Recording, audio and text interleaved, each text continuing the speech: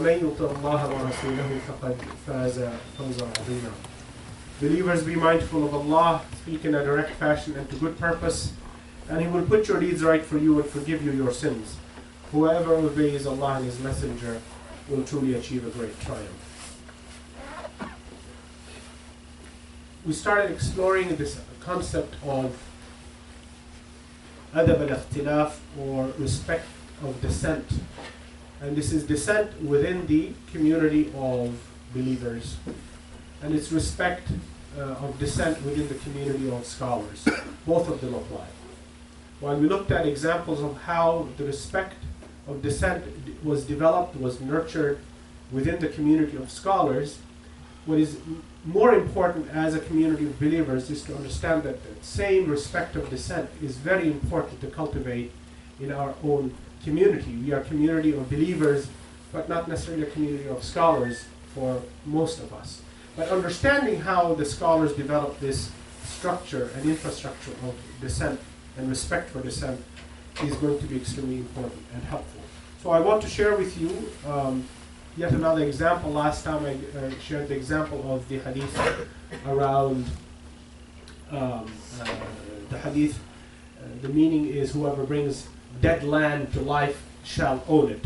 And we looked at how the various schools of jurisprudence, including the original founders of the schools of jurisprudence, Abu Hanifa, Imam Shafi'i, and Imam Malik, how they differed in understanding this text, this hadith. We will look at another example, which is very interesting in how the content of the hadith is interesting, but what is much more interesting is how it was used, and what is a strong use of the hadith and what is a weak use of the hadith. And before I go into that example, I want to clarify that when we talk about dissent, when we talk about competing opinions at the level of scholars, it is important to note that ulama did not value a weak opinion over a strong opinion. That is very important to understand. That the idea of dissent and promoting dissent, or promoting respect for dissent, was to encourage the scholars to find better and better explanations and understanding of our source text. It was not to weaken it, but to strengthen it. Right? And so in the culture of our scholars, of Muslim scholars, it is important to understand and accept that a weak opinion, while it would be respected, would not find the strength of acceptance because it was weak. And a strong opinion, a strongly argued opinion, would find the light of day. So that if two scholars debated an interpretation, it is the stronger opinion, well articulated, properly argued, that would find resonance and would find a place in the practice of this religion and on that question. That is very important. So Muslims sometimes confuse this respect for dissent for the respect for all opinions. That is not the case here. It is respect for strongly argued, well-developed opinions. So this is an important thing for us to understand. And likewise, when you apply it to our lives as regular believers who struggle with understanding, when you apply these concepts to our community, the same rules apply.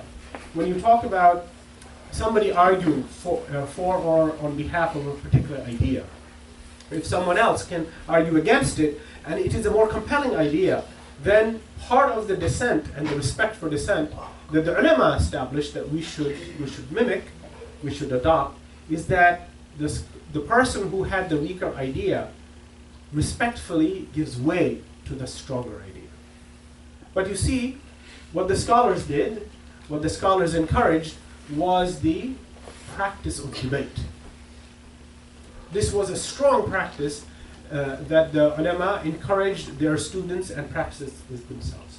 That in order to find the best answer, find the best intent, because when we attempt to find Allah's intent, right? When we attempt to find the rationale, the illah, the illah or the rationale of Allah's commands, it is an effort on the part of the person who's trying to find it. And the effort is an intellectual effort around the meaning of the words.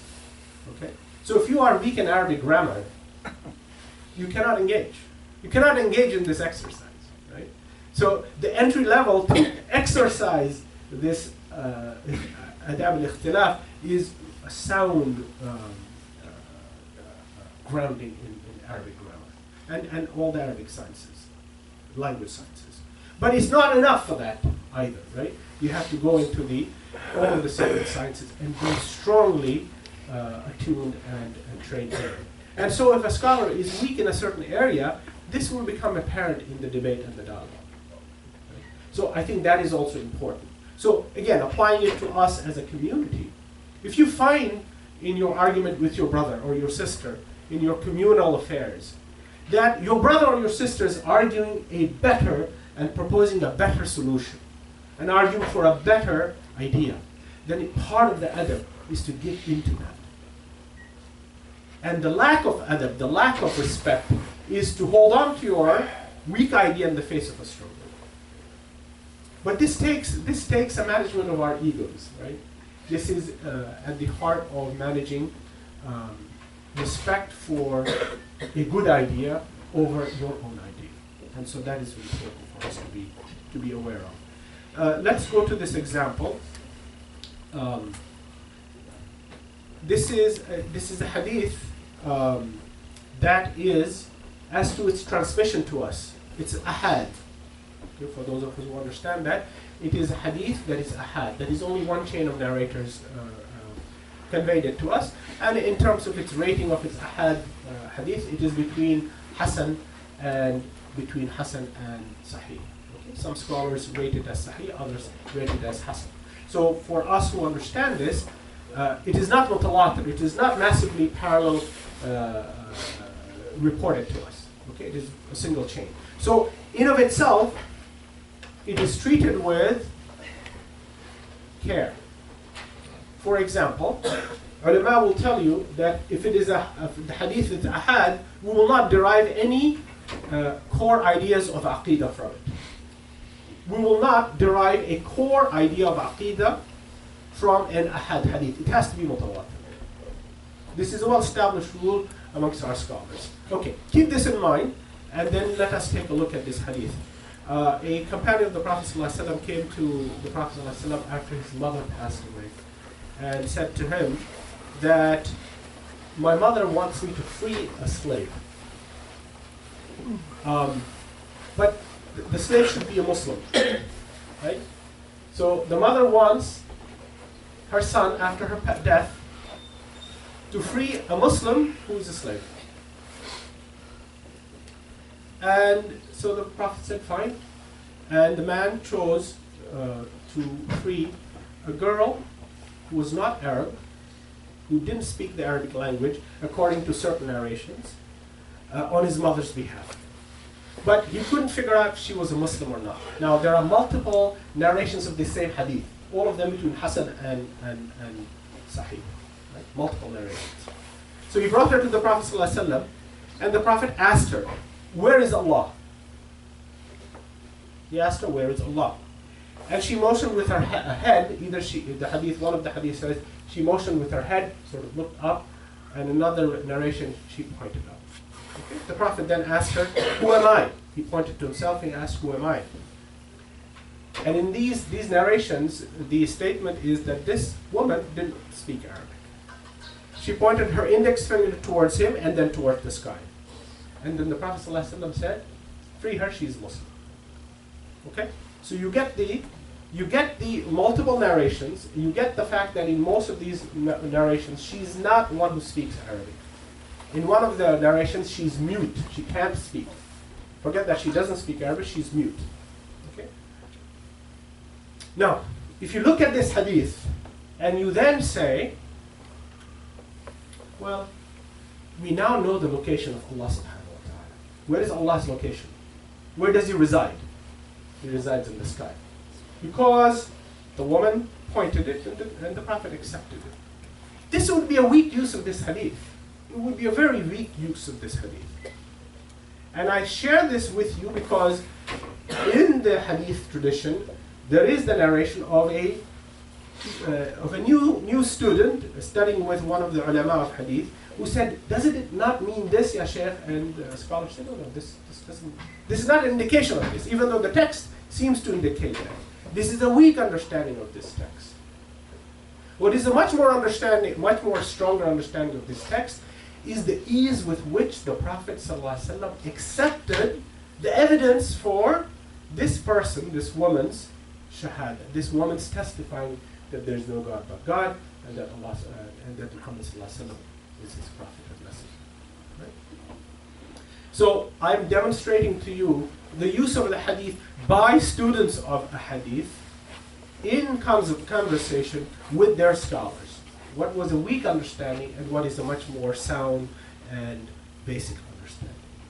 So this again helps us to sort of navigate that while Adab and Ikhtilaf is a very important thing that we must adopt, we must also retain the respect for a better argued point of view over a weaker argued point of view. That is important. That is extremely important. When the understanding of this hadith as that particular student chose to understand demonstrates. You will find the majority of legal scholars in the Muslim tradition, both Sunni and Shia, in all of the 4 schools of Sunni jurisprudence and the 3 schools of Shia jurisprudence. You will find a fairly consistent view that music is haram. Okay. Now some of you might react and say, well, is that true or not? I'm inviting you to consider that the preponderance of evidence is that music is haram. But you have to look at the illah of the position that music is haram.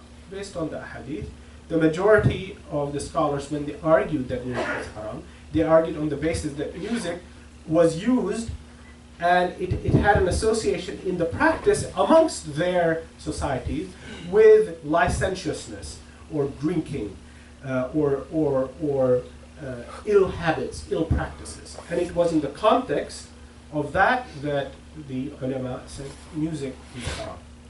And yet there is dissenting opinion. There is dissenting opinion by the famous Andalusian judge Abu Bakr ibn al-Arabi, Ibn Hazm, Abd al-Ghani al-Nabulsi, al-Kattani, who is a recent Moroccan scholar, and there's a number of others. I'm just mentioning a few names, that they wrote opinions in defense of music. So there is ikhtilaf here. Okay. The majority said, no, it's bad, but the minority said, it's okay. Under what circumstances? What is the argument? It's not enough to say this is this or this is that. It's more important to understand what is the reasoning behind the opinion of a scholar.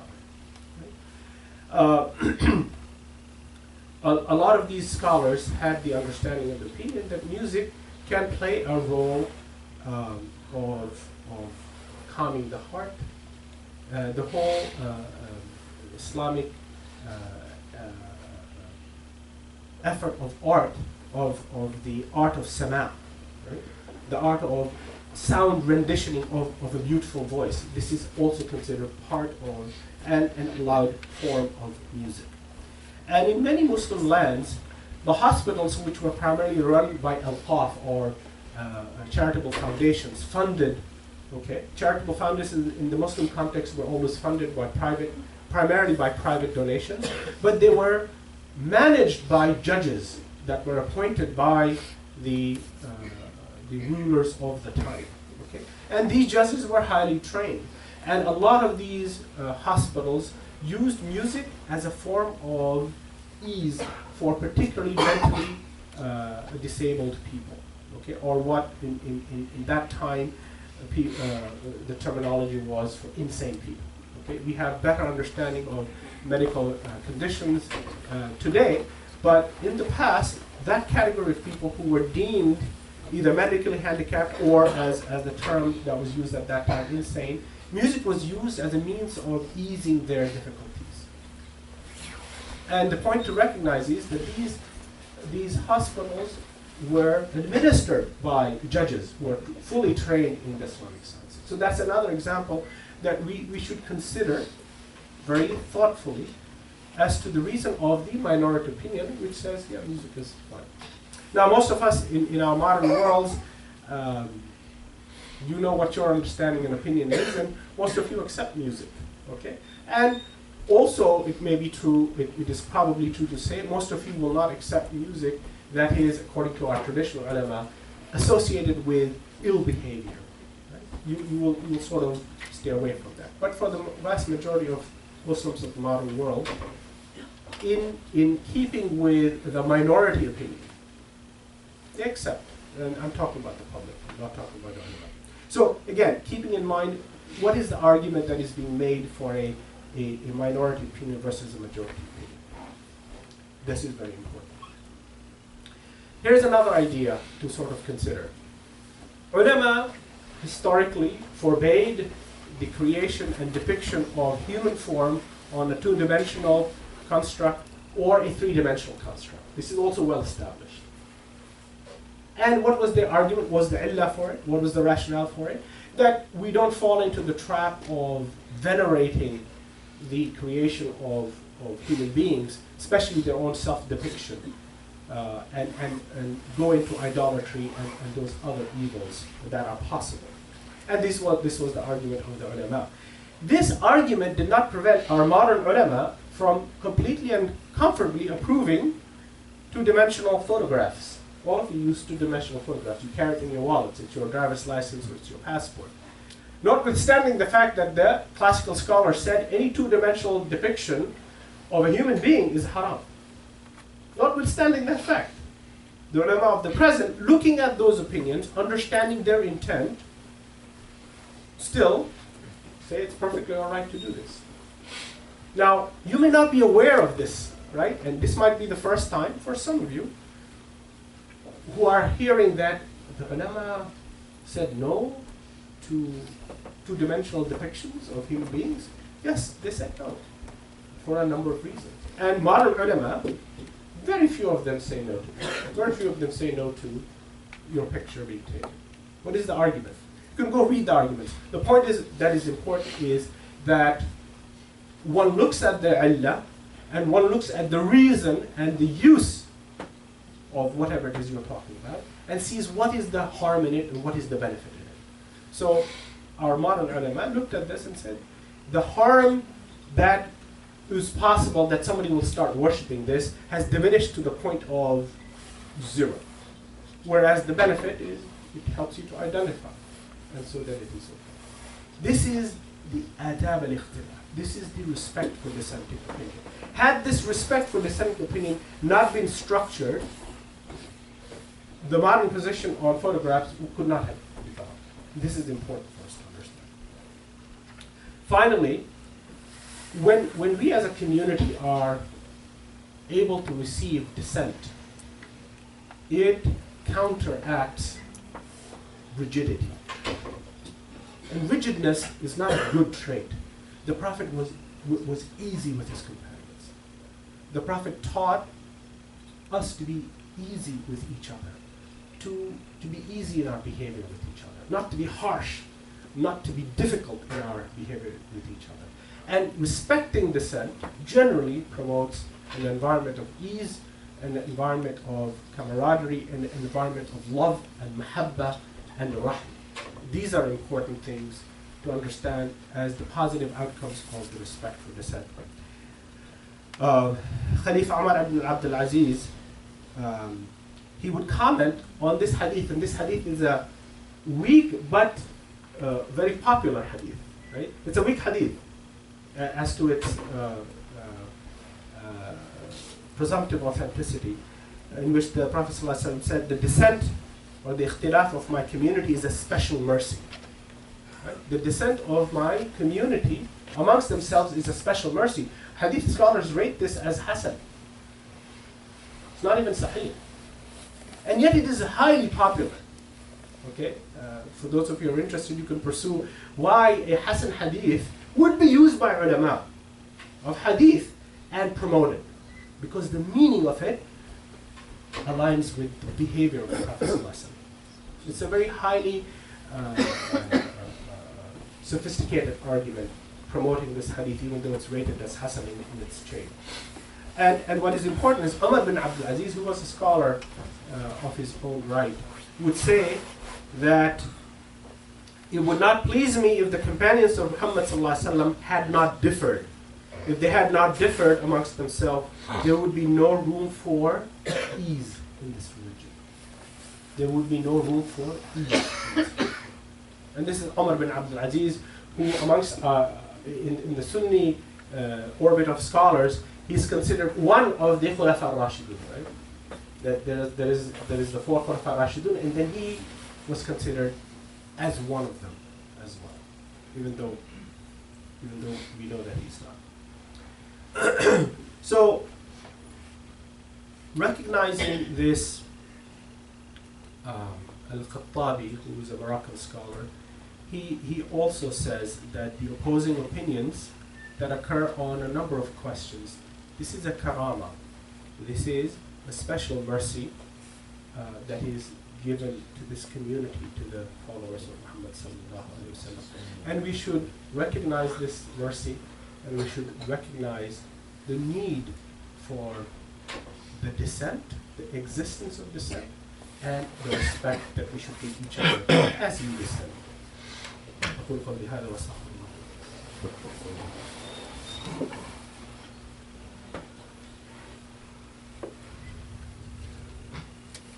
الحمد لله رب العالمين والصلاة والسلام على محمد النبي الأمي وعلى آله وصحبه أجمعين.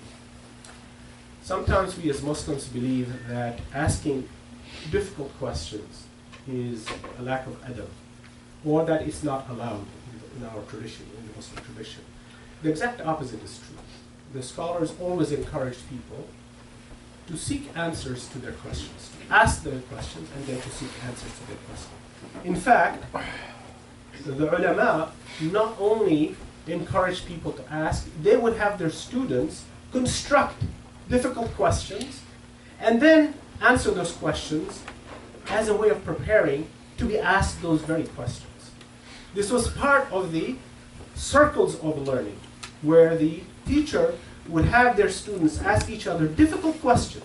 And you cannot ask a difficult question if you don't have a mind that is looking at the question in a different way. You can't ask a difficult question if 2 or 3 people cannot look at the same issue with differing eyes. And this was a tradition amongst our scholars, to encourage that, to ask those questions, to answer those questions, and then be well prepared for questions that the public might ask. Well, an interesting question by the companion Abu Razin,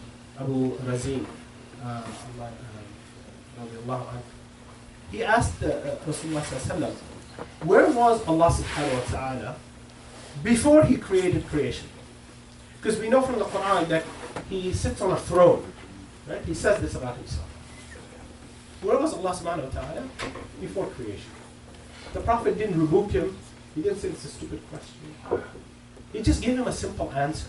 It's a very deep answer. It's an answer that we are not capable of fully understanding, and the scholars are not capable because they've said that. His answer was, he was in a state of complete hiddenness, ama, beneath which there was no atmosphere, above which there was no atmosphere. Then he created his throne over the water. How do you explain this? For our ulama, they said it's very difficult. I can't explain it. We can't explain it. We accept the words, but we can't explain it. It's too difficult. What did we learn from this? That the Prophet didn't say it's a very difficult question, skut. He didn't say that. Sallallahu alaihi wasallam. He didn't tell us to keep our mouth shut. He asked us to ask questions, and he gave an answer, which is very difficult to understand. That satisfied his companion and generated by the analysis of our scholars